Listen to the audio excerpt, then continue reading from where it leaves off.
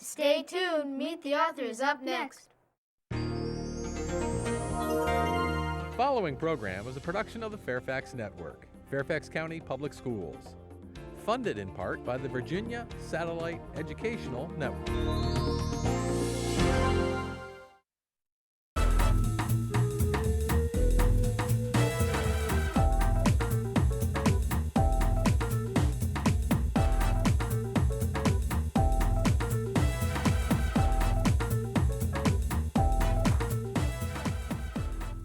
Hello there, I'm glad you're here. My name is Della Kidd, and our special guest is no ordinary author.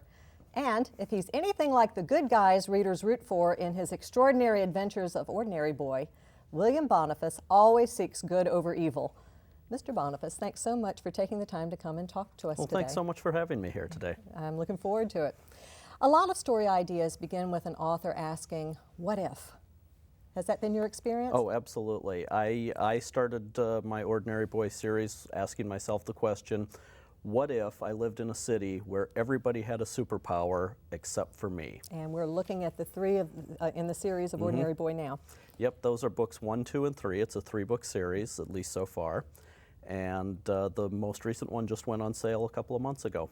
And let's talk a little bit about some of the characters that are so prominent in the stories. We'll begin with, I believe, Ordinary Boy. Let's take a look at him. Ordinary Boy is the star of the series, and he is, as I said, a character that has no superpower in a city where everybody has one. And then we'll move on to Stench. Exactly. His Love best his friend. name. his best friend is Stench. Stench is the strongest kid in all of Superopolis, but he's got an unfortunate side effect in that it's not just his strength that is powerful, and that's kind of where his name comes from, if you can guess what that is. I think I can. And let's take a look at Tadpole. Tadpole's another friend of Ordinary Boys. They're all on a team together called the Junior Leaguers, and Tadpole can stick his tongue out 20 feet. And he can do all kinds of things with that. That's quite a trick. One of my favorites, Amazing Indestructo. Love the name. Yes, the Amazing Indestructo is invulnerable to all harm. Nothing can harm him at all. He is the most popular superhero in Superopolis, and he knows it. And then, of course, there's Professor Braindrain. Yes, Professor Braindrain is the most evil villain in the city, and Professor Braindrain has the ability to drain away the intelligence of anyone he can get close enough to touch his finger to their head. And then he absorbs the intelligence into himself, and it's made him a super genius, but an evil super genius. Very diabolical. We're going to open the phones to school kids around the country in a few minutes, but first let's go to an email. This question is from Molly, and Molly is from Wakefield Elementary, Wakefield Forest, and she simply wants to know, is it hard to write a book? Well, it is hard to write a book. I just happened to have brought along the manuscript of the first Ordinary Boy book, and what I did is I just started writing and writing and writing and writing and writing. It was... There are a lot of pages to that first. There are a lot of words here. Yes. This was about 50 to 60,000 words, and you know, the whole process started with that one germ of an idea of what if I was the only kid without a superpower, and from there it just grew into an entire story. Now, did you get it right on the first try? No, not even close. I sent the book in to my editor, and my editor sent it back to me looking like this. All right, let's take a look, because you brought with you some pages of what was done to that manuscript. Yep, there were some pages that looked like this with just some words crossed out, but then I got pages where the entire page was crossed out. And an editor is a lot like a teacher. They look over the work you've done, and they come back to you with tips on how to do it better, how to make the story more interesting, how to make the characters more interesting, and then you take those ideas and you go back and rewrite. And sometimes that's not an easy thing to do, to accept that feedback and then take the time to have to go back and rewrite. Well, it's actually some of the best advice you can ever get on writing, because you're never the best person to evaluate your own work because you're too close to it. So when a teacher or an editor comes back to you, they usually have really good ideas that you just haven't thought of yourself. And it just keeps getting better And it better. keeps getting better the more you rewrite it. If you would like to meet the author, give us a call. Locally, the number is 703-978-1636. Nationally, the number is 1-800-231-6359. Meanwhile, as the phones begin to light up, let's go to another question. I have it in my hand. Okay. It's from Mrs. Moak's 5th grade class, and they would like to know, how did you think of all of the characters and how they would interact? Well, that was the trickiest part of the story, because with so many heroes, you had to come up with a lot of characters, and each one of them had to have their own unique power. So that was also one of the most fun parts of the writing job too, was coming up with all of these characters and all of their powers. I'm going to stop you there for a moment because we have a call coming in. Okay. Hi, tell us your name and what is your question today for Mr. Boniface? My name is Billy Imus. Hi, Billy. What is your question? Who is Meteor Boy? That's a good question. Meteor Boy is really the main character of the second book in the series. And Meteor Boy first is mentioned in book 1 as a character who had early on been a sidekick to the Amazing Indestructo, but then he vanished in their very first adventure together. And now, 25 years later, Ordinary Boy and his friends are trying to figure out what happened to Meteor Boy. And as the story unwinds, we find out a big secret about Meteor Boy that I can't tell you here. You'll have to read on. Exactly. The books, they look like a comic book, they read like chapter books, and I'd like to talk a little bit about some of the characters that influenced you when you were younger and you were reading and then becoming a writer. Well, I read lots of comic books as a kid, so anyone who says reading comic books isn't good for you, I say it's the best place to get started reading. And my favorite comic book character as a kid was Donald Duck's rich Uncle Scrooge. Very familiar with him. Uncle Scrooge has more money than any duck in the world, and he keeps it all in a giant money bin, and he swims around in it and plays around in the money. He never spends the money. He's the cheapest person you could imagine, but his comic books were full of adventures, and he was my favorite character growing up. But I also liked superhero comics, and my favorite superhero comics were the Batman comic books. Batman had this huge cast of villains that he was always fighting, and the villains were always so interesting with so many interesting characteristics that it made the comics so much more fun. A lot of action, fast-paced. Exactly, exactly. And then there was, I remember talking to you a little bit about before the show and reading that Dr. Dolittle was really important to you growing up as well. Yes, actually the first novels I read myself, first big books, were in the 4th grade. A teacher handed me The Voyages of Dr. Dolittle, which was just one of 12 books in the series, but it had won the Newbery Award, and it was 500 pages. I did not think I could read a book 500 pages long, and I took it home and I read the whole thing over one weekend. And it's what started my love of reading. You were hooked. The book, I was hooked. We've got a graphic of a character in one of your books called Miss Marble, Yes. or several of the series. Yes. Tell us about Miss Marble. Well, She's fascinating. Yes, Miss Marble is the kid's 5th grade teacher. And Miss Marble has an interesting power. She can freeze all of her students into immobile statues whenever they're misbehaving. And I don't think I know a single teacher who would not like to have that power. That's a pretty cool trick. We're going to pause here for a moment. We have another call. Hi, what is your name and what is your question today? I wanted to know how did you choose what superhero and villains for each Ordinary Boy book? Oh, that's a really good question, because Ordinary Boy may not have a superpower, but he's probably the smartest kid in Superopolis. So it seemed to make the most sense to pick a villain who could somehow threaten his intelligence, and that's where Professor Brain Drain came from. So Professor Brain Drain, with his ability to drain away intelligence, and Ordinary Boy being a very smart kid, they seemed to make natural adversaries.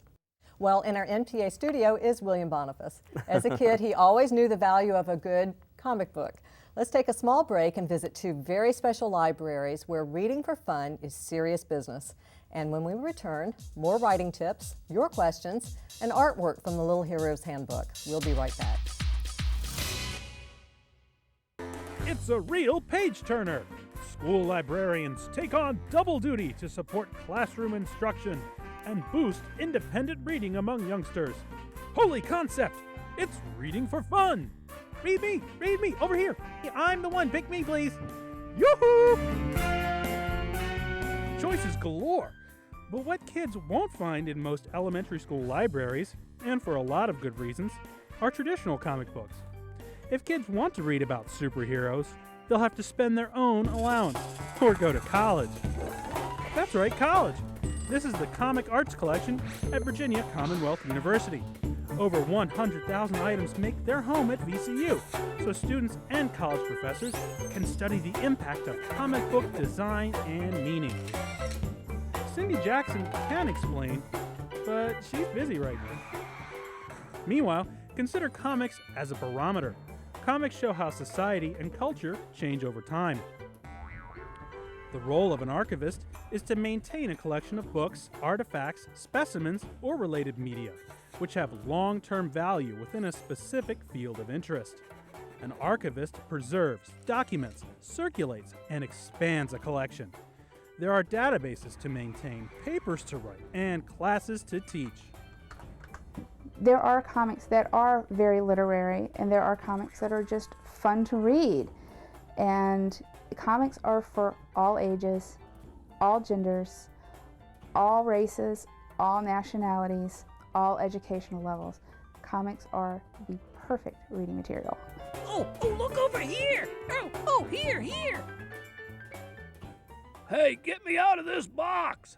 Out of the box, Cindy Jackson says comic books are designed to be interactive. You have to make a decision about what goes on between the frames to get to the next one. And this is interesting because it has not only the typical comic book form, which you see from panel to panel to panel where you have to follow the story, then you have single panel comics, which would be one comic with a blurb. The collection at VCU continues to grow. Comics can be considered naughty and nice, but they also happen to influence graphic novels, book art, video games, and us. The fact remains, comics are no laughing matter, even if they are fun to read.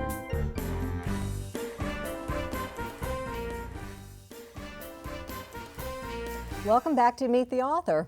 Before I ask you my next question, we have another call. Hi, Okay. tell us your name and what is your question today? Hi, Hi. this is Lily. Hi, Lily. I'd like to ask you what inspired you to create Plasma Girl. What okay. inspired you to create Plasma That's Girl? a good question, Lily. Plasma Girl, you know, as much as a team of boy superheroes would like to be just a team of boy superheroes, you gotta have some girls to keep them from being, you know, just boys will be crazy if they don't have any girls there to, you know, keep them from doing the really stupid things. So I came up with the character of Plasma Girl, who can basically change herself into an ectoplasmic, bubbling pile of goo. And she seemed to have the type of power that that would make a group of boys think it would be cool to spend time with her. Anytime there's a pile of goo. Exactly, I know, it's exactly. Cool stuff. Well, the archivist at the VCU Library talked about the interactivity of comic books and the importance of artwork. So why did you decide on Stephen Gilpin as your illustrator?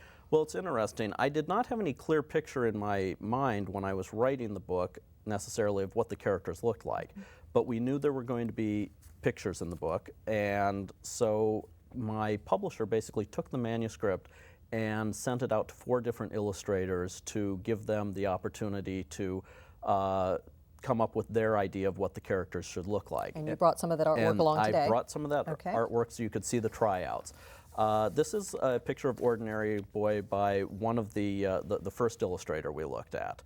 You know, it was okay. It kind of looked like what I thought Ordinary Boy should look like. And he gave us this picture of the Amazing Indestructo, which I also thought was pretty good. This is a guy who looks like he's completely full of himself.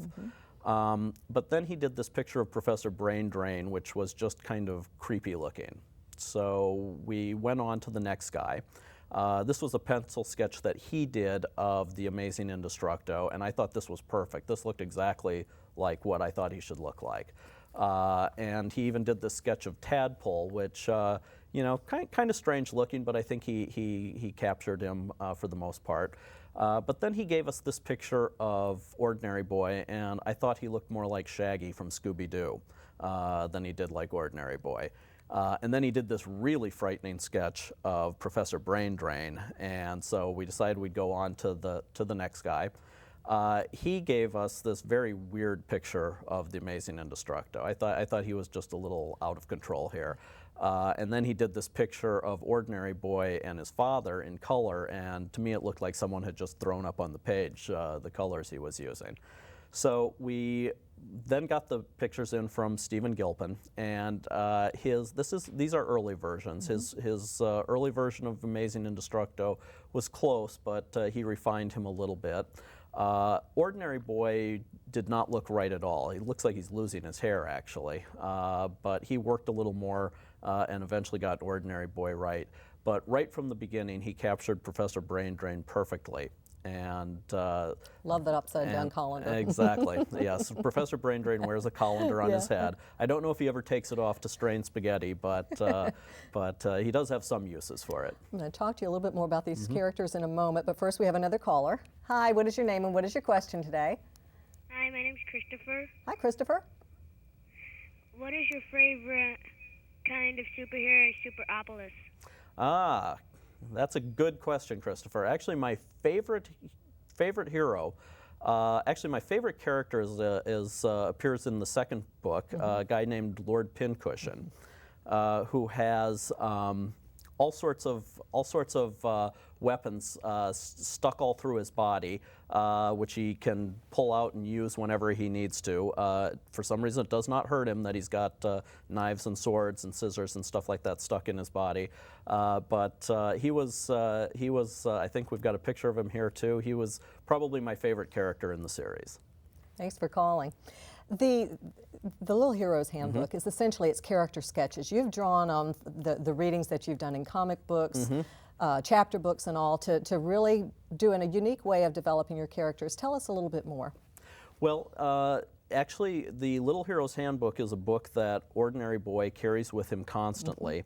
And within the handbook are entries on every single person and place and thing in Superopolis that whenever he needs to learn about something, he goes to the handbook and he can look it up and find out what he needs to know about whatever person or place that he's trying to get some information on. Okay, well, the Little Heroes Handbook prompted a lot of thought from students at Rolling Valley Elementary. We can't show every second of every explanation, but here's a sampling of villains and heroes created by kids as reported from Special Agent Jefferson. Let's take a look. We've identified our list of the world's top superheroes and villains. My name, Special Agent Jefferson. First up, Tornado Girl. She's the top twister. Next, the Furious Blade. He's a real cut-up. His weakness is Diamonds of Darkness. Frog Boy. Not all he's croaked up to be, but a hero nevertheless. My hero is Frog. Let me tell you a little bit about Frog Boy. He can catch villains with his long, sticky tongue, and he can also jump really far. And now, Lolita. Always in fashion, always a villain. Lolita. Her power is to destroy any person's clothing, mostly pink. Up next, Spring. She can jump higher than a kangaroo. She was a firefighter, but she lost her job, so now she's a weather forecaster and can jump really high into space. This one, we're going to keep an eye on. A villain vending machine. Ka-ching. His limitations are he can't accept $50 bills, $40 bills, or $20 bills. And now, another villain. She has venom in her hair. I call it a bad hair day. She is the type of villain that always loses and is always obsessed with her hair. Next, Mimic Man. Mimic Man.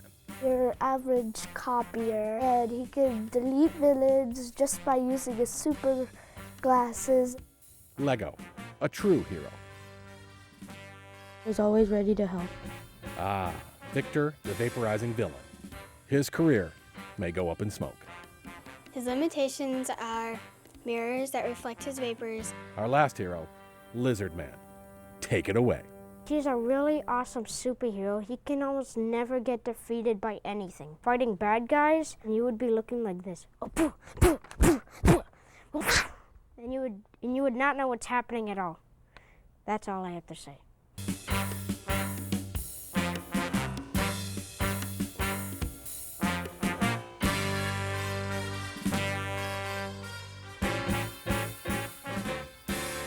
I think that sampling was great, don't you? Oh, absolutely.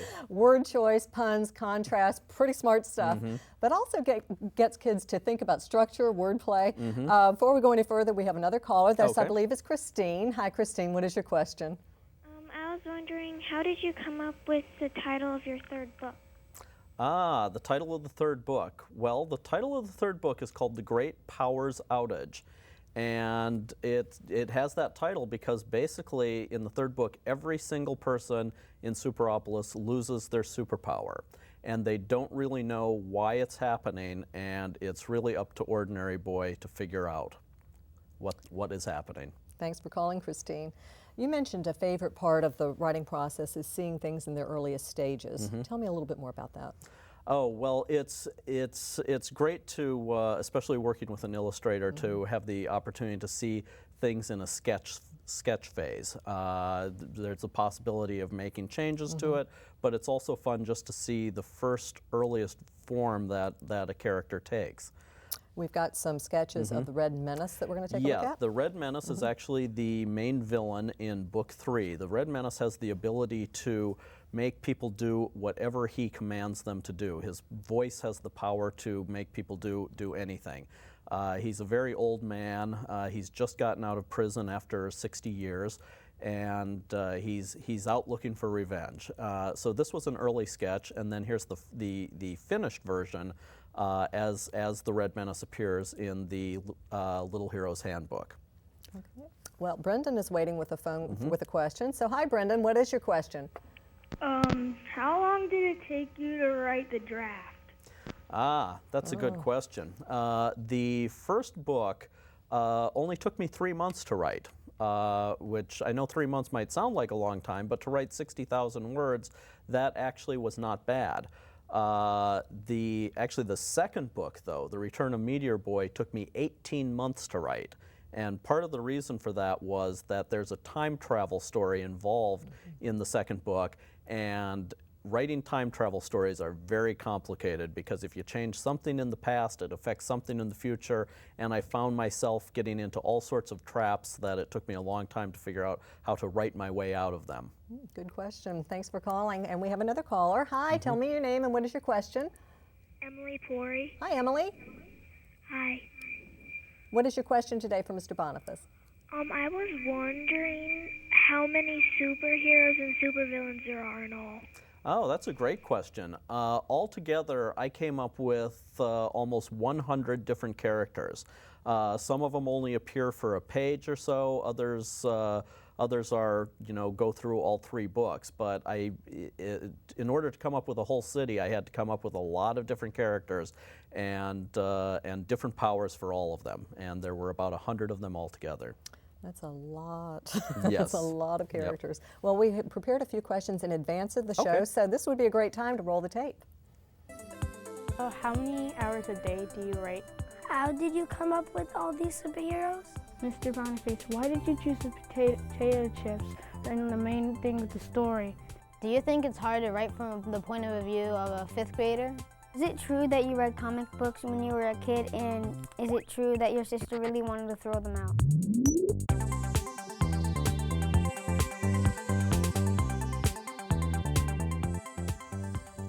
Lots of great questions. I share in wondering why potato chips? Why potato chips? Well, potato chips always have been my favorite snack food. Mine too. So I just thought it would be kind of funny to have all the characters constantly eating potato chips. And in fact, Ordinary Boy's father, Thermo, works at the Dr. Telomere potato chip factory heating the fryers at the start of the first book. And in fact, we have a picture here of the potato chip character that is the advertising slogan for the Dr. Telomere potato chips. Fascinating. Now, this is, of course, a series of 3, and there is a cliffhanger at the end of the 3rd. Could you tell us a little bit about what a cliffhanger is, and is there a possibility that we'll read more about Ordinary Boy? Sure. Cliffhangers are very good things for anyone who writes to know about. A cliffhanger is something that you end a chapter with or end a book with that leaves questions unanswered to make the reader want to go on to the next chapter or on to the next book. And I wrap things up pretty well in the 3rd book, but I leave one big cliffhanger.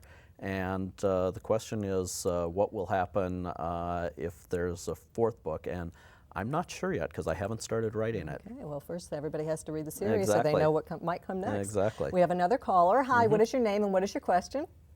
I'm Denise. And what is your question today? How long have you been writing? How long have I been writing? That is a great question. I actually started writing when I was in school. I was always trying to write my own stories, and I would, everything from just short little poems to short stories. Basically, everything I did in school was practice until I got to probably in my 20s, my early 20s, I started trying to write something to really get it published. And I worked on my first book, which was just a picture book, for 5 years before I thought it was good enough to send off to a publisher. And then it took me another 2 years to find a publisher to actually publish it. But just like anything, the more you do, the better you get at it. And my next book only took me a month to write. It just gets easier the more you do it. Well, you certainly have a huge following with this age group, and you know, from a 5th grader's perspective, connecting and really getting that interest level going for the reader. Are you a 5th grader at heart, or how are you doing this? Yes, actually that question was asked by my nephew. So, and as he knows, I think pretty much like a 5th grader. I've always had the mentality of a 10 or 11-year-old. Well, that's so okay. it makes it easy to write for that age group. Don't want to grow up, Peter Pan. Exactly. We have another caller. This is from, I believe, Stephanie. Hi, what is your question? How long did it take you to come up with the plot for your 3rd book? The plot for the 3rd book. Well, that actually, the plot for that actually started to develop in my mind as I was writing the 1st and the 2nd books. So by the time I had those books finished, I really had the plot pretty much firm in my mind as to what the 3rd book was going to be. Okay. Well, we need to say hello to Indiana. Hi, what is your question today? We have a call in from Indiana? Yeah. Hi. My question was, how did you come up with the name Superapolis? Well, that's a fantastic question because I needed a name for the city. Every superhero lives in a city with some kind of a name. So Superman lived in the city of Metropolis. So I thought I would play off some combination of super and metropolis, and that's how I came up with Superopolis. Thanks for calling. Good question. William, what's your best advice for kids that are wanting to create their own storybook, comic book, developing those characters? Really, just sit down with a sheet of paper and start writing. There's nothing that you can't get better at by practicing and keep trying. And the more you write, the better you're going to get at it. And there's nothing more fun than creating your own characters. They can be anything you want them to be. And you have complete freedom in that regard. It's important to keep the fun going. Thank you so much for coming to talk to us about the writing process. Oh, it's been my pleasure. It's been a lot of fun. If you would like more information about William Boniface, visit his webpage at www.harpercollins.com.